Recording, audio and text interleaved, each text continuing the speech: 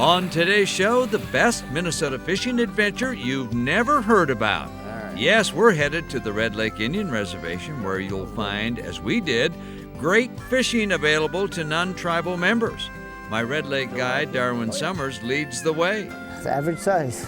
What should we know about removing hooks? Later, the experts at Hennepin County Medical Center talk about fish hooks and how to remove them the safe way. Ouch. And our Minnesota Bound Classic this week celebrates two upland game birds that most Minnesotans have never heard about: the spring courtship dances of prairie chickens and Sharptail grouse. Yes, right here in Minnesota. Those stories and more next.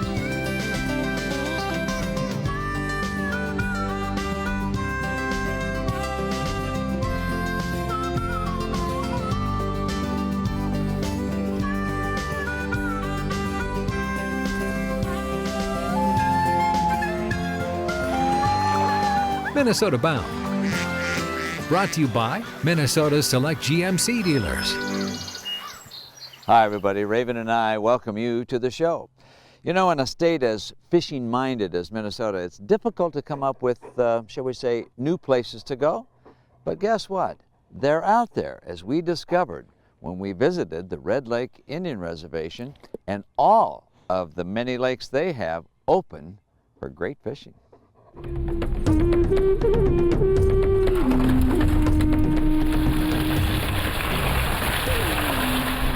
Sometimes the quest to catch a fish isn't easy. Muddy roads, the kind that make you pray a little. Hopefully you can swim. And when you reach your fishing spot deep into the woods, the boat ramp is, All right, Darwin. well, more natural than fancy. Good job. Looking good, looking good. All right, the adventure begins. This is what's neat about it. Not just a fishing trip. It's an adventure to get to the lake, but it's going to be worth it. Trout, here we come. Ready, Ron? Yes, sir. I'm ready. For sure, my guide, Darwin Sumner, is always ready to catch a fish. He's a professional fishing guide on Minnesota's Red Lake Reservation and knows something most Minnesota anglers do not.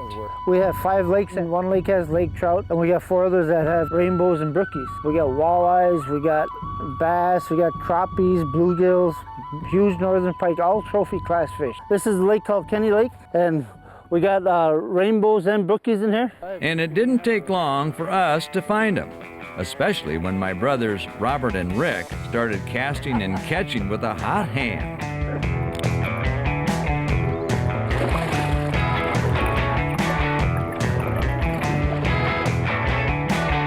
Nice fish.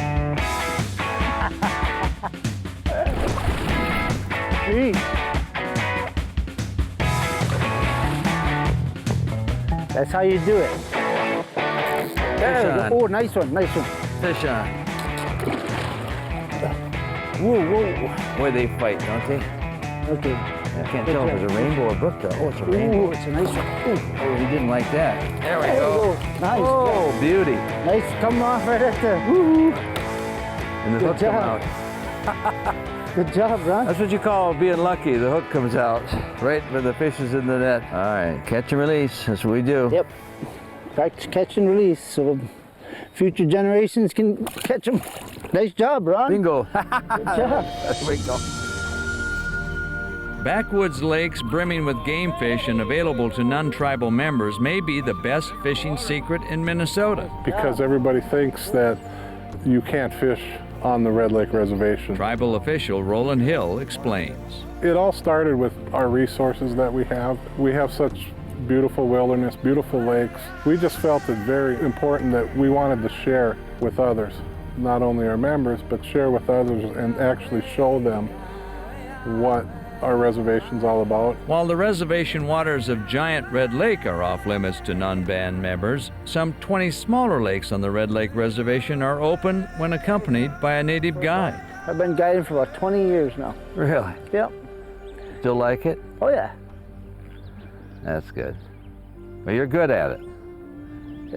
Sometimes. Depends on if the fish are biting. Making the reservation more visitor-friendly is a goal of Red Lake leaders. I think they started in the early 40s, but we never really marketed aggressive, and we just want to get more people up to the reservation to do some fishing and come to our casino and just get people up here. Get a quality experience, whether it's gaming, whether it's fishing, whatever. Darwin. Yep. I got one on there. Nice job. I don't know how big he is. Oh yeah. Ooh, let him fight there. Yeah. He's not ready yet. Boy, they really fight, don't they? He's a feisty one there. Jump.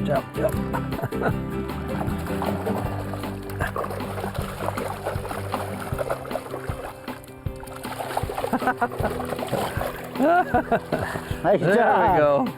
Nice one. There we go. Boy, they're beauties. See that rainbow color?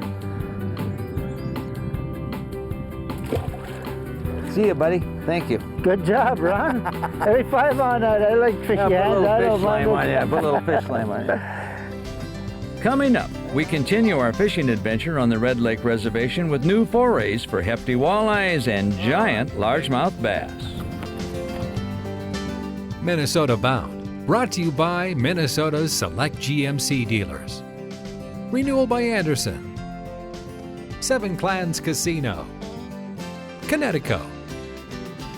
And by Rapala.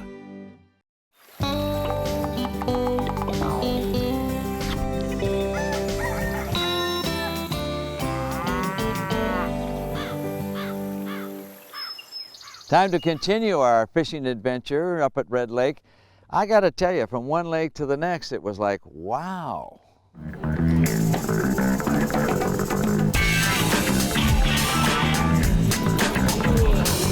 When a new casino hotel complex called the Seven Clans was built on the Red Lake Indian Reservation, a new opportunity also showed up, far from the many slots and blackjack tables and comfortable accommodations. There was another game of chance. Come on, walleyes. Called fishing. The casino has gotten involved with the fishing programs now. Professional guide Darwin Sumner heads up the Seven Clans fishing and hunting program for casino guests. You know, so that people can come up to Red Lake and enjoy our wilderness setting and come to our lakes and fish it. So And then go play the slots at night. play the slots at night. So. You can get a day of fishing. Includes a great guide. It's excellent. It's fun. Roland Hill is director of Seven Clans marketing. It's been a secret, and people want to really see that. Once they get up here and see that, and they see the quality of fishing, we're already having return trips. It's exciting. In Minnesota, fishing excitement is usually spelled walleye. On that note, Darwin and I return to the fishing boondocks. All right, Darwin, we're off. Okay, let's go. Our goal was to catch walleyes, and it didn't take long. I think I got a walleye. Oh, yeah. That's a dandy. Dandy walleye. What is that, about a 19-incher?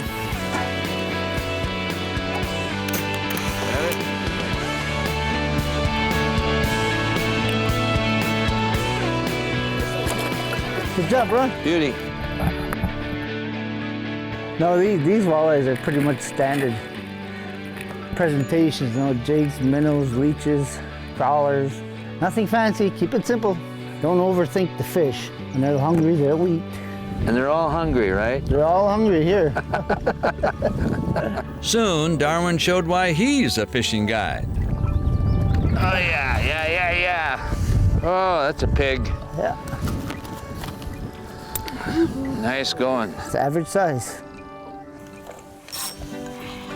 That's a snake. Oh, it's a northern. Oh, I thought for sure. Oh, it's a heavier northern. Well, they were fun to catch. First cast. How do you like that? At times, it seemed like we were casting into water never fished before. So I asked the tribe's director of fisheries, Pat Brown. The big thing up on the reservation here is we have very low fishing pressure. You basically have the lake to yourself when you go fishing, and we have knowledgeable guides. If the fishing isn't any good, you're the guy that hears about it. That's right. Most of the time up here, though, it's pretty good. We With our walleye and pike itch scratched, Darwin said he had another specialty to show his guests, a midday shore lunch. Shore lunch is a special request and we can provide it. It comes at a little extra price, but it's worth it. It's pretty good, guys. Nice job. Thank you, Ron. But we weren't done fishing. Darwin had another surprise, a bass lake. We're at a lake called Isle Lake, also known as Fuller's Lake. They should be right on this point. Little bass here. Not a huge fella, but it's a start. Yeah, that's a northern.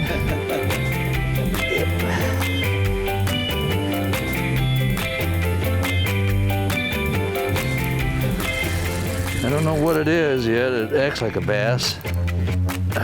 Oh, and he got off. That was a big bass. I saw him. Whew. You win some and you lose quite a few. As luck would have it, my lost lunker depression didn't last long.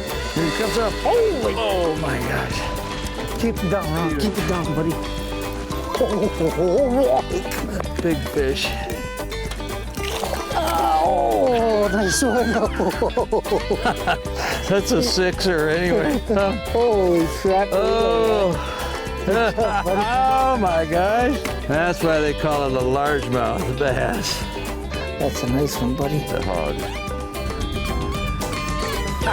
Good job. That's a good fish to quit on, wouldn't you say? Trying to get it out. Up next, the medical experts at HCMC talk about the painful side of fishing, getting hooked and getting unhooked.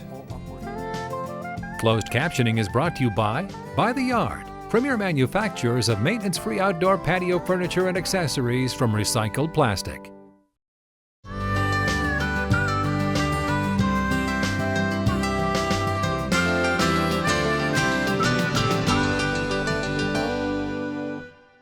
Time now for another outdoor safety tip from HCMC, that's Hennepin County Medical Center. And joining me again is Dr. Jim Miner. Doc, fishing season's just about upon us here.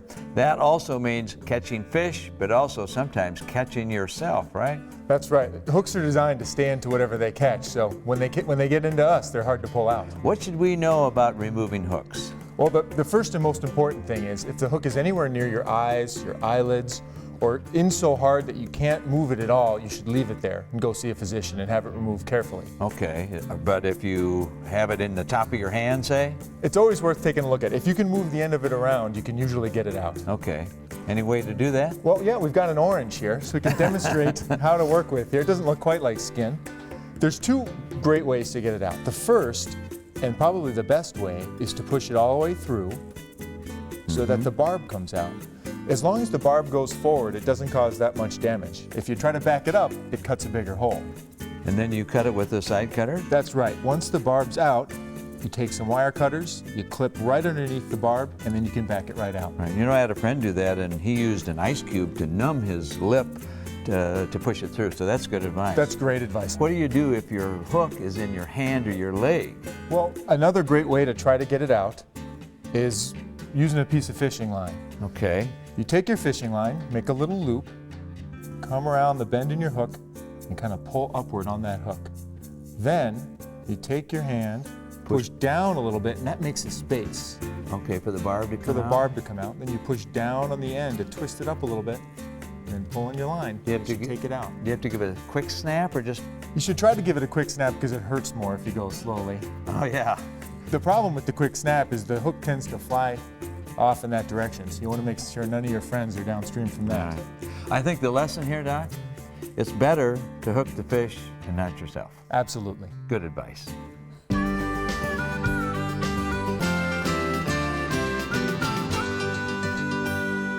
Hi, I'm Rob Jerusalem, Managing Editor of the Outdoor News Publications. It was the biggest walleye poaching bust in 20 years. The details of Operation Square Hook emerged in late April, and when the dust settled, nearly 50 people were charged in one of the biggest cases of illegal fish selling in Minnesota history. State, federal, and tribal law enforcement announced the results of the 3-year investigation that involved tens of thousands of walleyes from a number of lakes in Minnesota. The netters bought and sold walleyes, but had no use for northern pike and some of the other species of fish caught in the nets. DNR Law Enforcement Director Jim Conrad explains that frustrating aspect of the case here.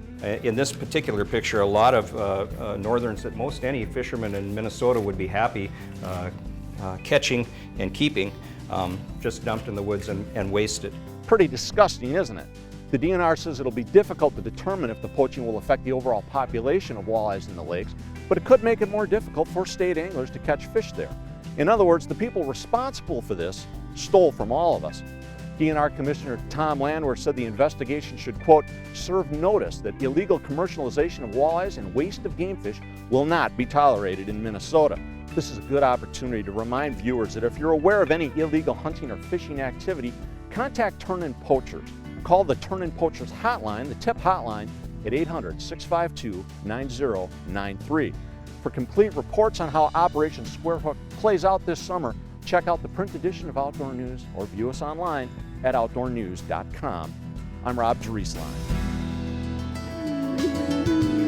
Still ahead, the courtship dance of two Minnesota game birds, the prairie chicken and the sharp-tailed grouse, all begin at sunrise. Minnesota Bound, brought to you by Hennepin County Medical Center, Minnesota Agricultural Water Resources Coalition, Minnesota soybean farmers and their checkoff,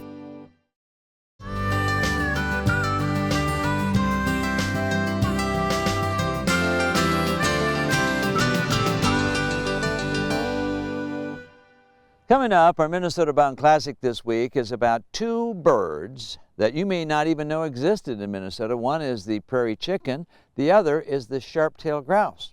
Well, when it comes springtime, both of those birds put on what's known as courtship dances or courtship displays. We were there.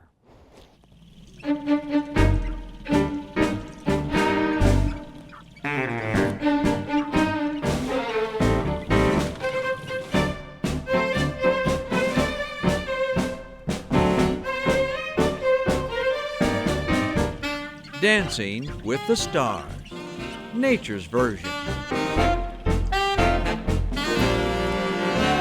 You're also watching a love story of sorts. Happens every springtime in northern Minnesota. Male versus male, dancing and cooing and looking bold, all to catch the eye of a female. It's a courtship ritual as old as America's prairie landscape. You'll see them just facing off against each other and staring each other down, dancing in that little circle. You know, boy, if they cross over and leave their little spot and go into their neighbors, you'll get a little battle and a little pushing and shoving and chasing around. For the sharp-tailed grouse, this is also a dance for survival. Once abundant in parts of Minnesota, sharptails now are scarce, the victims of changing times and changing habitat.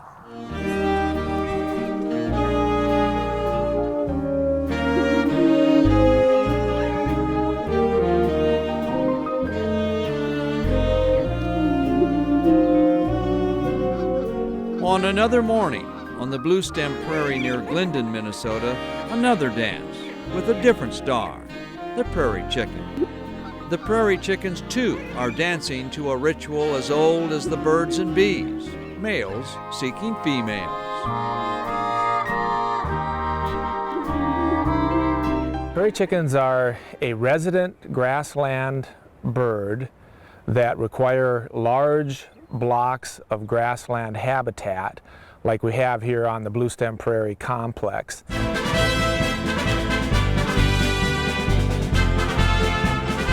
The good news is when spring returns to Minnesota, the dance still goes on, and beginning in April, you can be a witness. This is open to the public. It's by reservation so that we can manage the public use of these blinds, and it's simply a matter of calling the Nature Conservancy's Bluestem Prairie office. Reservations are free. The only charge is a sense of hope. Simply hope you're not watching the last dance. Marvelous courtship displays, wouldn't you say? And we didn't miss it this time. Well, that about does it for us. Remember, introduce a kid to the great outdoors. I'm Ron Scher, and of course, the star of the show who would have disrupted those dances, by the way, is Raven. Transportation provided by Premier Transportation. Call 1-800-899-7433. For more information on these stories and more, catch us on the web at mnbound.com.